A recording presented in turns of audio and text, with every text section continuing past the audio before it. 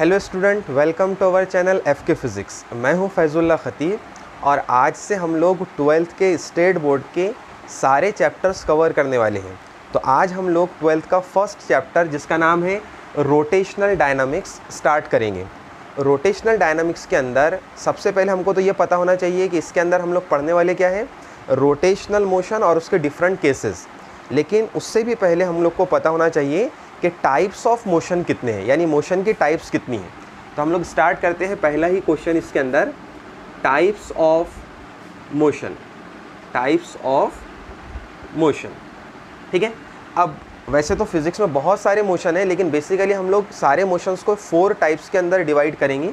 Number 1 पहला type है जिसको बोला जाता है सर्क्यूलर मोशन, सर्क्यूलर मोशन।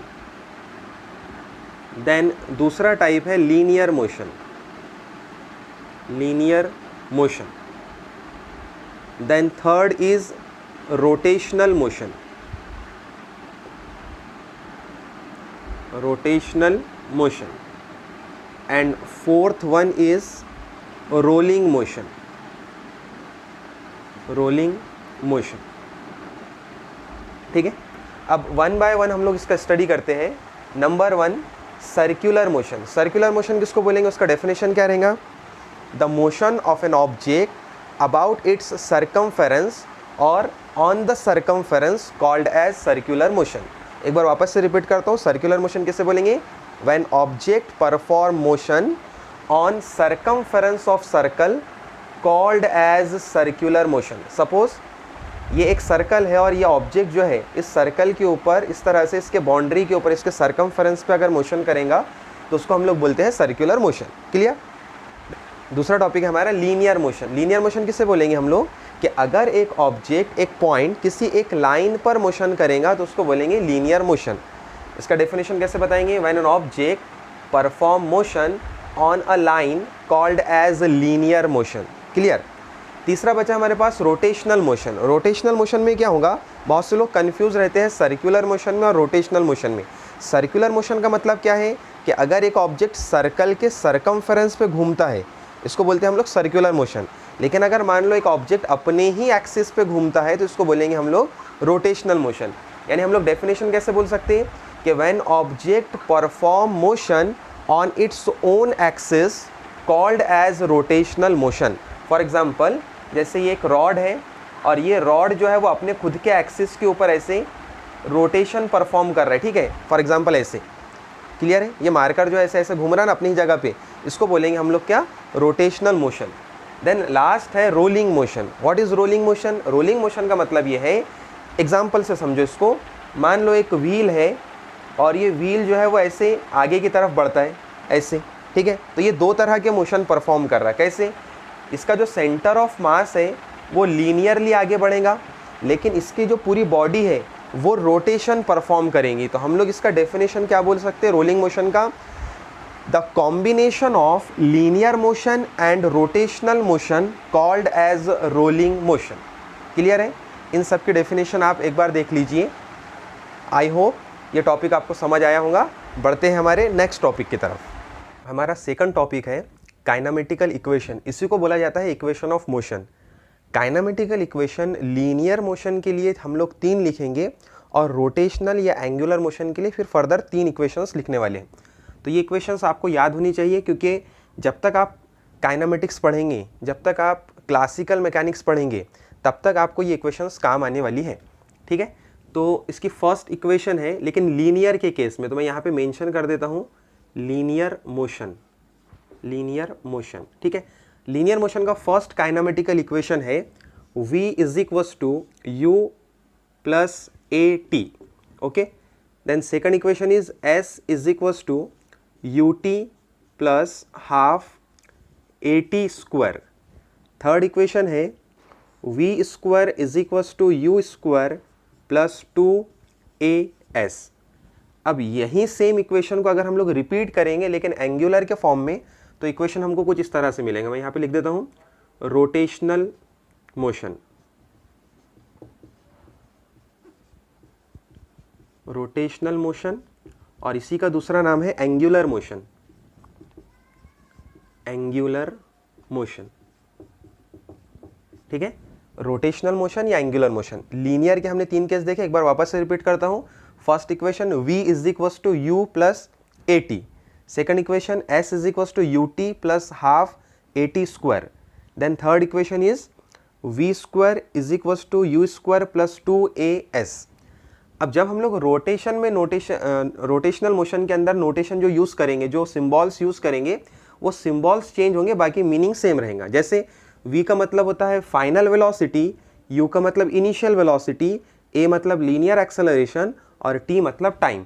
तो यही सेम काम रोटेशन के केस में क्या होता है, ओमेगा, इसको हम लोग ओमेगा बोलेंगे फाइनल वेलोसिटी को, और इज इक्वल टू के बाद में जो u है मतलब इनिशियल वेलोसिटी, इस केस के अंदर ओमेगा ही आएगा, लेकिन ओमेगा के सफिक्स में नॉट लिखना पड़ेगा, इसका मतलब होता है इनिशियल एंगुलर वेलोसिटी। देन उसके बाद प्लस a था लीनियर एक्सेलरेशन, अब हमको एंगुलर एक्सेलरेशन मतलब अल्फा से डिनोट करना पड़ेगा, और time as it is t। तो ये हो गया हमारा first kinematical equation rotational motion के लिए। देन इसके बाद सेकंड काइनेमेटिकल इक्वेशन, अब s जो है वो लीनियर डिस्प्लेसमेंट है, अब हमको एंगुलर डिस्प्लेसमेंट को थीटा से रिप्रेजेंट करना पड़ेगा, इज इक्वल टू u का सिंबल सेम ओमेगा नॉट, आगे t, then plus half a की जगह क्या यूज़ किया हमने, अल्फा, देन यहाँ पे अल्फा, आगे t एज इट इज़, लेकिन t का स्क्वायर था इसलिए स्क्वायर लिखना पड़ेगा, ठीक है, similar equation. Then number third equation v square, v को किस लिए रिप्रेजेंट किया था हमने, फाइनल वेलोसिटी, यहाँ पे सिंबल क्या है, omega, omega square is equals to omega naught square, then plus 2 alpha, s के जगह पे थीटा का सिंबल, क्लियर है। तो ये हमारे 3 काइनेमेटिकल इक्वेशन हो गए, ये लीनियर मोशन के लिए और ये एंगुलर मोशन के लिए। आप इसका स्क्रीनशॉट ले लीजिए। ओके स्टूडेंट, तो हमारा जो तीसरा टॉपिक है वो टॉपिक क्या है, right hand thumb rule for theta, omega and alpha. अगर हमको थीटा, ओमेगा और अल्फा का डायरेक्शन पता करना है तो उसके लिए हम लोग राइट हैंड थंब रूल का यूज़ करते हैं, ठीक है। अब राइट हैंड थंब रूल का यूज़ कैसे करना है वो समझेंगे। इमेजिन कीजिए कि आपके पास फॉर एग्जांपल कोई ऑब्जेक्ट है जो सर्कुलर मोशन परफॉर्म करता है, ठीक है। इमेजिन करो ये ऑब्जेक्ट है और ये जो है ये एंटी क्लॉकवाइज डायरेक्शन के अंदर, इस डायरेक्शन के अंदर ऐसे रोटेट कर रहा, क्लियर है। तो इसके सेंटर पे हम लोग एक एक्सिस अज्यूम करेंगे। इमेजिन करो कि ये जो मेरा मार्कर है यहाँ पे रखा मैंने, ठीक है, तो ये एक क्या है, एक्सिस है। अब इस एक्सिस के अराउंड हमको right hand thumb rule use करके दिखाना है। कैसे करेंगे कि जिस डायरेक्शन के अंदर ये जो हमारा पार्टिकल है ये मोशन कर रहा है, उस डायरेक्शन में आपकी जो फिंगर है उसको कर्ल्ड करना है, ऐसे घुमाना है, ठीक है। तो जो आउट स्ट्रेच थंब रहेगा, यानी बाहर निकला हुआ जो हमारा थंब रहेगा, वो थीटा, ओमेगा और अल्फा के डायरेक्शन को शो करेगा। यानी इसको हमने ऐसे होल्ड किया और इस तरह से आप जैसे ही कर्ल करेंगे फिंगर को, किसके डायरेक्शन में, पार्टिकल के मोशन के डायरेक्शन में, तो ये जो आउट स्ट्रेच थंब है ये इंडिकेट करेगा डायरेक्शन किसकी, थीटा, ओमेगा और अल्फा की। मैं इसको थोड़ा और दूसरे तरीके से एक्सप्लेन करता हूँ। इमेजिन कीजिए ये हमारा ऑर्बिट है इस ऑब्जेक्ट का, इस पार्टिकल का। इमेजिन करो कि ये पार्टिकल है और पार्टिकल अभी एंटी क्लॉकवाइज डायरेक्शन में रोटेट कर रहा, ठीक है। तो इसका जो एक्सिस ऑफ रोटेशन रहेगा वो कहाँ से पास होगा, ऐसे परपेंडिकुलर टू द प्लेन, ठीक है। तो सपोज ये वो एक्सिस है, अब इसको हमने क्या किया, ये एंटी क्लॉकवाइज डायरेक्शन में है, तो राइट हैंड की चारों फिंगर्स को पार्टिकल के डायरेक्शन में कर्ल करना पड़ेगा, ठीक है। तो आउट स्ट्रेच थंब किधर है, अपवर्ड, तो अपवर्ड डायरेक्शन में किसकी डायरेक्शन रहेंगी, थीटा, ओमेगा और अल्फा की डायरेक्शन, क्लियर है। सिर्फ एक बात ध्यान ये रखना है, ये रूल एप्लीकेबल तो है कब, जब कोई पार्टिकल जो है ना वो कंटिन्यू एक इंक्रीजिंग ऑर्डर के अंदर, मतलब वेलोसिटी अगर उसकी इंक्रीज होती है तब। लेकिन फॉर एग्जांपल अगर किसी पार्टिकल की स्पीड डिक्रीज होती है, ठीक है, तो डिक्रीज होते टाइम पे थीटा और ओमेगा के लिए तो सेम रूल एप्लीकेबल रहेगा, लेकिन अल्फा की जो डायरेक्शन है वो 180 डिग्री से पलट जाएंगी। मतलब अगर पार्टिकल की वेलोसिटी डिक्रीज होती है तब थीटा और ओमेगा तो सेम ऊपर ही रहेंगे, लेकिन अल्फा की डायरेक्शन नीचे रहेंगी, क्लियर है। लेकिन अगर मान लो पार्टिकल की स्पीड जो है वो इंक्रीजिंग वेलोसिटी है, इंक्रीजिंग स्पीड है, ऐसे सिचुएशन में थीटा, ओमेगा और अल्फा एक ही डायरेक्शन में होंगे। आई होप कि ये कॉन्सेप्ट आपको समझ आया होगा। मिलते हैं नेक्स्ट वीडियो में।